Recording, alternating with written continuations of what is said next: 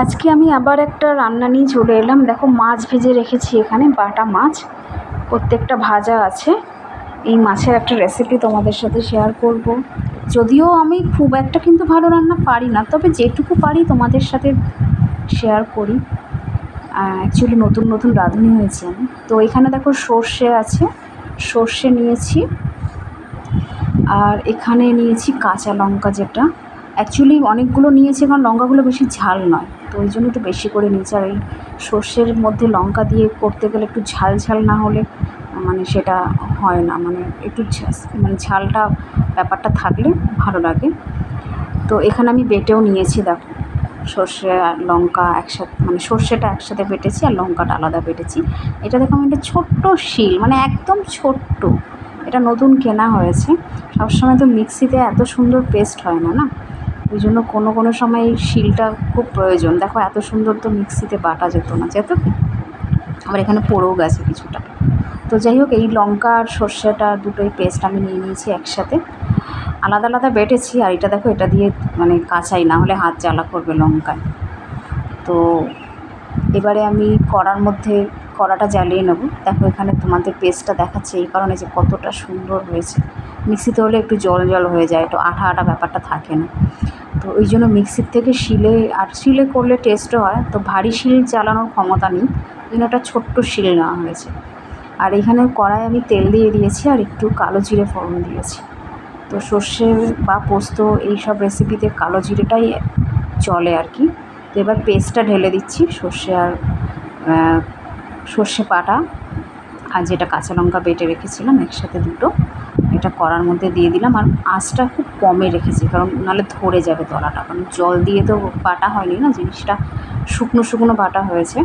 তো একটু জল থাকলে কী হতো, মানে তলাটা ধরতো না। এবার আমি এটাকে নাড়ছি, ভালো করে নাড়তে হবে, খুব বেশি যখন রাখবো না। আর আমি এটাতে নুন দিয়ে দিয়েছিলাম বলে, নাহলে তিতকুটে হয়ে যায়, বাটার সময় একটু নুন দিয়ে দিয়েছিলাম সর্ষেতে, তো সেই জন্য একটা তেতো তেতো ভাব অনেক সময় চলে আসে সর্ষে তেলের মধ্যে ঢাললে, তো সেটা আসবে না। তো এটা একটু হোক, একটুখানি সময় লাগবে, কারণ একদম কমিয়ে দিয়েছি তো গ্যাসটা, তো একটু সময় নিয়ে এটা হতে হবে। তো তারপরে একটু নুন দিয়ে দিই, অল্প স্বাদ মতো আর কি, যে যতটুকু প্রয়োজন ততটুকু নুন দিলাম। এবার দেবো নুন দেওয়ার পর এবার আমি হলুদ দেবো একটু, লঙ্কা টঙ্কা আর দেবো না, কারণ কাঁচা লঙ্কা দিয়েছি তো অনেকটা, তো যদি বেশি ঝাল হয়ে যায় খাওয়া যাবে না, তো সেই জন্য লঙ্কা আর দেবো না। এখানে একটুখানি হলুদ নিয়ে আসছি, তো হলুদ দেব। আর এটা দেওয়ার পরে হলুদ আর নুন দিয়েছি, আর সর্ষে আর কাঁচা লঙ্কা, আর কিন্তু কিছু দিচ্ছি না, ঠিক আছে। এই চারটে জিনিস থেকে, আর তেলের মধ্যে তো কালো জিরেটা ফোড়ন দিয়েছি, তোমরা দেখতেই পেয়েছো। এবার এক ছিটা জল দেবো, ওই সর্ষে পোস্তর যে বাটা শিল ধোয়া জলটা, ওই জলটা এক ছিটা দেবো। এবার এটাকে ভালো করে নাড়তে থাকবো, যতক্ষণ না মানে সর্ষের যে কাঁচা একটা স্মেল থাকে না, ওটা যতক্ষণ না জ্বলে যাবে ততক্ষণ নাড়তে হবে, কারণ ওই কাঁচা গন্ধটা থাকলে তো ভালো লাগবে না, জিনিসটা পাকও হবে না ভালো করে। তো সেই জন্য ততক্ষণ এটা নাড়তে হবে একদম, ওই জন্য গ্যাসটা একদম কমে দেওয়া আছে। ওই জন্য দেখো বোঝাও যাচ্ছে না, মাঝে মাঝে মনে হচ্ছে যেন রান্না হচ্ছে না, কড়াই মানে নেভানো, কিন্তু একদম কম দেওয়া আছে আঁচটা। তো সেই কারণে এবার দেখো ফুটছে জিনিসটা, তো আরেকটু ফুটুক। তো ফুটলে মানে কাঁচা গন্ধটা যতক্ষণ না যাবে ততক্ষণ আমাকে এটা নাড়তে হবে, আর মানে নাড়বো, নাড়তে থাকতে হবে, এই জন্য নাহলে আবার তলায় ধরে যাবে, তো সেই জন্য কন্টিনিউ নাড়তেই হবে।